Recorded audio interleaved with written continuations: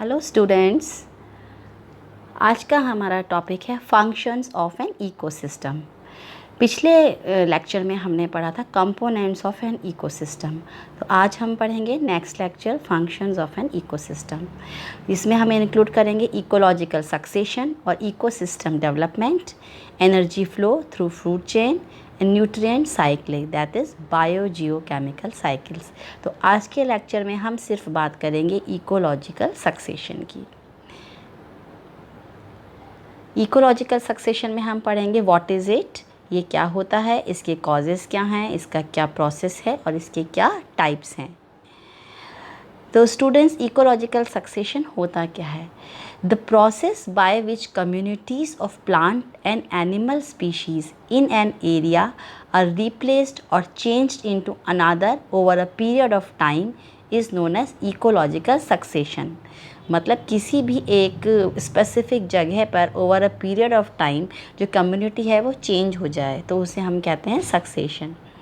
इसके अंदर the first species, जो भी फर्स्ट स्पीशीज़ होएगी, जो भी उस पर्टिकुलर एरिया के अंदर कॉलोनाइज होएगी, वो कहलाएगी pioneer community. That is the first species to colonise an area is called the pioneer community.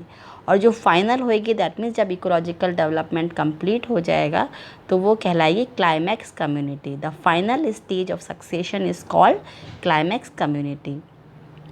और जो पायनियर और क्लाइमैक्स कम्युनिटी के बीच की जो सक्सेशनल स्टेजेस हैं उनको हम कहते हैं सीयर्स।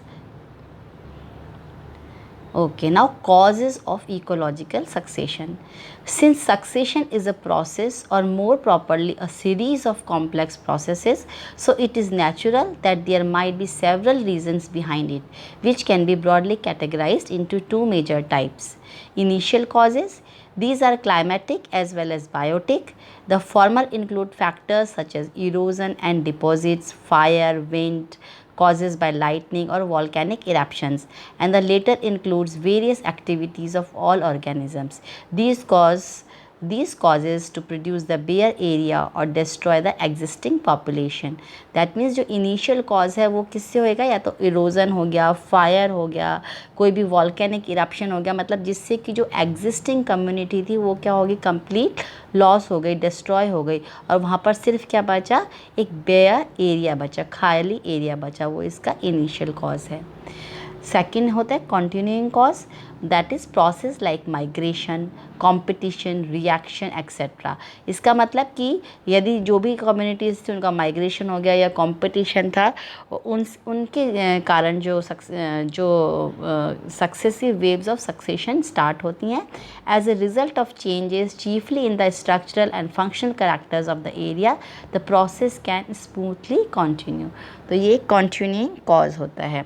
मतलब कंटिन्यूएशन, जो ये सेकंड कॉज है, इसका मतलब ये बेयर एरिया से या बैरन लैंड से स्टार्ट नहीं होगा, ये जो ऑलरेडी एग्जिस्टिंग है उसके अंदर चेंज होगा।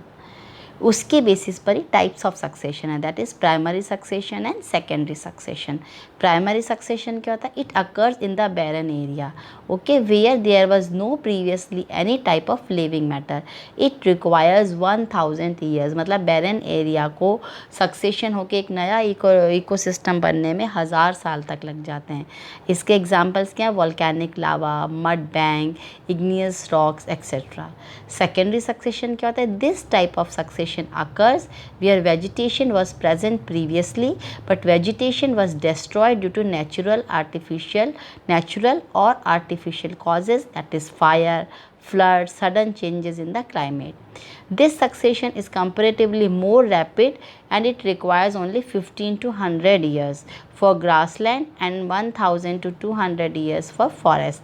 That means जो secondary succession है उसका जो टाइम पीरियड है वो 50 से 100 साल तक ये चेंजेस हो जाते हैं, और जो प्राइमरी सक्सेशन है जो कि बैरन लैंड में होता उसको 1000 ईयर्स लग जाते हैं कंप्लीट होने में। ये प्राइमरी सक्सेशन आप देख सकते हैं कि यहाँ पे बेयर रॉक है। रॉक से क्या बनाएंगे? रॉक पे सबसे पहले क्या लगेंगे? Mosses and lichens, they grow and form soil when they die, okay. तो उनके मॉसेस एंड लाइकेंस से क्या बन जाएगा? फिर सॉइल, तो सॉइल डेवलप होएगी and then grasses and small plants grow, फिर soil thickens and smaller shrubs grow, और फिर ट्रीज स्टार्ट्स ग्रो। तो इस बेयर रैक से ट्रीज तक की जर्नी को कंप्लीट करने में कैन यू इमेजिन 1000 ईयर्स लग जाते हैं। सेकेंडरी सक्सेशन जैसे कि आप इसमें देख रहे हैं फायर से हो सकता है या वॉल्केनो एक्टिविटीज़ से हो सकता है, ठीक है। डेवलपमेंट ऑफ प्लांट कम्युनिटी और on barren area is called ecological succession और biotic succession. The replacement of existing community by new ones is an orderly sequence in barren area with time due to change in environmental conditions. Terms for the community in succession. The first community to inhabit an area, जैसे मैंने पहले बताया, जो पहली community होएगी उस area को inhabit करने के लिए वो कहलाएगी पायनियर कम्युनिटी, और जो लास्ट कम्युनिटी होएगी वो कहलाएगी क्लाइमैक्स कम्युनिटी, और जो बीच की होएंगी in between the pioneer community and climax community वह कहलाएंगी seral community. Process of ecological succession, process में सबसे पहले आएगा nudation, that means in this process the old community is disturb by some factors like erosion, fire, flood etcetera, that means nudation हो जाएगा और जो पहले की कम्युनिटी थे वो कम्प्लीटली डिस्टर्ब या डिस्ट्रॉयड हो जाएगी। सेकेंड पार्ट क्या है, invasion. In this process the barren area is occupied by a new community. तो इन्वेजन होएगा मतलब कुछ भी चीज़ माइग्रेट होके कोई स्पीशीज़ या स्पोर्स या सीड्स आएंगे और वहाँ पर वो उस बैरन एरिया को इन्वेज करेंगे। उसके बाद होएगा establishment. In this process the new community will adjust itself in their behaviour, वो वहाँ पे एडजस्ट होएंगी और फिर एस्टैब्लिश होएंगी। Then aggregation, in this process the new community will try to increase its number by reproduction, और उससे क्या होएगा, उनको एग्रीगेशन हो जाएगा, समूह बन जाएंगी, कॉलोनीज बन जाएंगी। Then reaction, in this process the community will modify the ecosystem. Next इसके अंदर हम दे सकते हैं टाइप्स ऑफ सक्सेशन। यदि वो हाइड्रार्क दैट इज़ जलारंभी और जिराक दैट इज शुष्कतारंभी। तो जो हाइड्रार्क है वो भी 3 तरह का हो सकता है, हाइड्रोसियर, हेलोसियर एंड ऑक्जेलोसियर, और जो जिरार्क है वो भी लिथोसियर या जैमोसियर हो सकता है। हाइड्रार्क क्या होता है, ये होता है जलीय आवासों में होने वाले अनुक्रमण को हम हाइड्रार्क कहते हैं, और इसकी विभिन्न अवस्थाओं को हम हाइड्रोसियर कहते हैं। हेलोसियर क्या है, इसके अंदर जो चीज़ें, हेलोसियर क्या, लवणीय जल में जो प्रारंभ होता है उसे हम क्या कहते हैं, हेलोसियर कहते हैं। जाइलोसियर दैट मीन्स जो अम्लीय जल के आवासों में संपन्न होता है वो जाइलोसियर, वो ऑक्जाइलोसियर कहलाता है। जिरार्क क्या है, शुष्क आवासों में पाए जाने वाले अनुक्रमण को हम जिरार्क कहते हैं। और उसी तरह से इसका ज़ीरोसियर है कि जो कि ज़ीरोसियर के अंदर या ज़ीरेटिक डेजर्ट कंडीशंस में होने वाले सक्सेशन को हम ज़ीरोसियर कहते हैं। लिथोसियर क्या है, जो कि बियर रॉक्स पे होता है उन्हें हम लिथोसियर कहते हैं। जैमोसियर जो कि रेत या रेतीले टीलों पर होता है उसे हम जैमोसियर कहते हैं। एंड व्हाट इज सेरुला, सूक्ष्म जीवों का अनुक्रमण जो अपघटित पदार्थों का है उसे हम क्या कहते हैं, सेरुला कहते हैं। ना अब यहाँ पर एक आप पूरा का पूरा देख सकते हैं कि ये नीचे देखिए, ये जो मैंने रेड से मार्क कर रखा है दैट इज़ एक रॉक है। अब इस रॉक में सबसे पहले जैसे पिछले डायग्राम में बताया था उसमें लाइकेंस हैं या लीवरवर्ट्स हैं वो वहाँ पर ग्रो होंगे, फिर उनसे मॉसेस से next herbs and small plants होंगे, फिर फर्न्स या श्रब्स बनेंगे, उसके बाद लार्ज श्रब्स बनेंगे या स्मॉल ट्रीज़, और उसके बाद और लार्जर ट्रीज़, फिर ओक। इस तरह से ये पूरा का पूरा with in period of years and years ये फ्रॉम द बेयर लैंड या फ्रॉम द रॉक क्या बन जाएगा, पूरा फॉरेस्ट डेवलप हो सकता है। यहाँ पर ये जो एग्जाम्पल है वो आप देख सकते हैं, ये एक हाइड्रोसियर का है। दैट मीन्स जो हाइड्रोसियर के अंदर सबसे पहले आप देख सकते हैं कि ये फाइटोप्लैंक्टॉन्स हैं, ठीक है, फाइटोप्लैंक्टन स्टेज है, ये पायनियर कम्युनिटी है। फिर ये फाइटोप्लैंक्टन स्टेज से क्या हो जाएगा, रूटेड सबमर्ज स्टेज आएगी।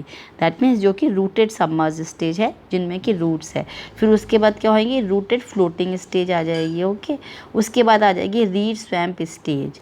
रीड स्वैम्प स्टेज के बाद क्या है, ये सेज मेडो स्टेज। उसके बाद आ जाएगा वुडलैंड, और वुडलैंड के बाद ये फाइनली क्या आ जाएगा, ये जो आपका फॉरेस्ट डेवलप हो जाएगा। तो दैट मीन्स ये कहाँ से स्टार्ट हुआ, हाइड्रोसियर, ये कहाँ फाइटोप्लैंक्टन से स्टार्ट हुआ और एंड कहाँ पर हुआ, ये फॉरेस्ट पे एंड हुआ। Okay, before saying thank you to, एक दो चीज़ें मैं और बताना चाहूँगी आपको कि कुछ असामान्य प्रकार के सक्सेशन भी होते हैं, जैसे कि रेट्रोगेटिव सक्सेशन। दैट मीन्स वहाँ पर कुछ कुछ स्थानों पर क्या होता है, निरंतर विनाशकारी जैविक क्रियाओं के फलस्वरूप वहाँ स्थित समुदायों में विक्षुब्ध होने से उनका ठीक प्रकार से विकास नहीं हो पाता, और इस प्रकार के जो विक्षुब्ध समुदाय में अनुक्रमण प्रोग्रेसिव न होकर क्या हो जाता है, प्रतिगामी या रेट्रोग्रेसिव हो जाता है। ठीक है।